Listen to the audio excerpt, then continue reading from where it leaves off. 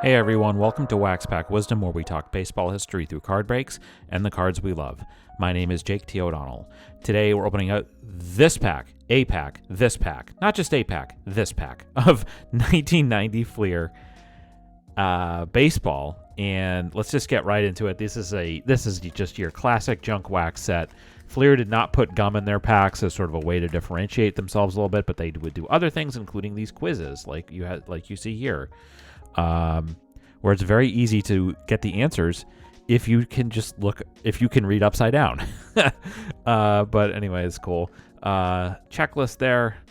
You see some names on there. So Ricky Henderson, I see Mark McGuire, Mark Grace, Joe Girardi, Greg Maddux is on there.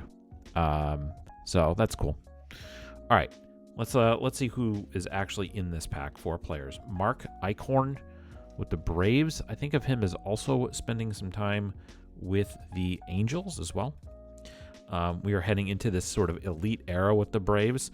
I don't really know a lot about him, but sort of Martin Clary is next, was another member of those Braves teams. Again, they were sort of turning into the great team that they would end up being.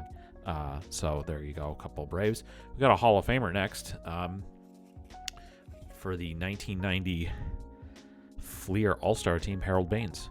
We've talked about him quite a bit on the channel already. If you open up enough junk wax packs, you'll get you fill your entire house of Harold Baines cards, I assume. At this point, he'd gone from the White Sox to the Rangers. Eventually, he would make his way to the A's, also briefly, and then back around with the White Sox and with the Orioles as well. And we've talked about him a lot on this channel. Really a tremendous left-handed hitter and one of the better designated hitters and a Hall of Famer. You can argue he doesn't deserve it, but he's in. That's how it goes. Rudy Cianez, I think pitched for the Red Sox later. Colin Charland, I don't really know anything about him. Next is an interesting one, the starter and stopper. There you go. And it's 2 guys who didn't play for the same team. That's Mark Gubicza and Jeff Russell. And there's, he reads the interesting story back there. Carries the name recognition, but these definitely, I would agree, were 2 excellent pitchers in the American League for years. Gubicza went on to have a broadcasting career. Jeff Russell's son pitched in the big leagues as well.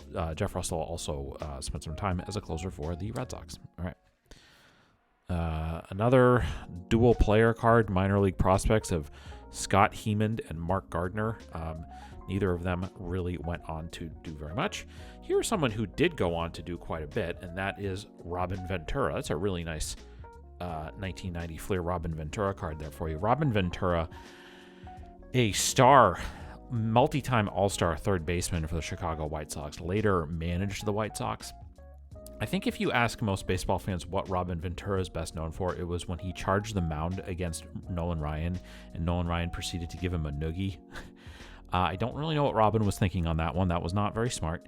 But that is not to be lost in all of that, is the fact that Robin Ventura was a fantastic third baseman, pretty much all for the White Sox. I think he was with the Dodgers a little bit late in his career too. And should be remembered for more than just getting beaten up by Nolan Ryan. He was a tremendous player for quite a few years, and then went on to be a manager for the White Sox. Wasn't quite as good in that capacity. All right. You just have to bear with me. The cards kind of have stuck together after being in this pack for over the last 30 years. All right. There are a lot of dual player cards in this pack. There's another Dave Hansen and Kelly Mann. Don't really know anything about either of those guys. They didn't become much. Same thing with the next prospects card of Tom Dries and Dan Howitt. Again, guys didn't really end up becoming the biggest stars. Here's we got some really good ones coming up actually here. So here is AL East rivals between Howard Johnson and Hall of Famer Ryan Sandberg of the Cubs. Hojo was a great player, and Ryan Sandberg was an even better player and ended up being a Hall of Famer. So many years, great years with the Cubs. Originally with the Phillies, traded. I talked about it on the Topps Traded box video that I did from 1982, where there was particulars of that trade. The Cubs kind of, I think, got the much better end of that trade. Of course, also Sandberg never ended up winning a World Series, but was a really good player. And then how about this? Yeah, we're getting there's some good ones in this one. Really fascinating dual player cards. I think I might save this one to talk about last. But there's Kirby Puckett and Bo Jackson, Human Dynamos. Can't disagree with that. Let's get back to this one. All right, next one.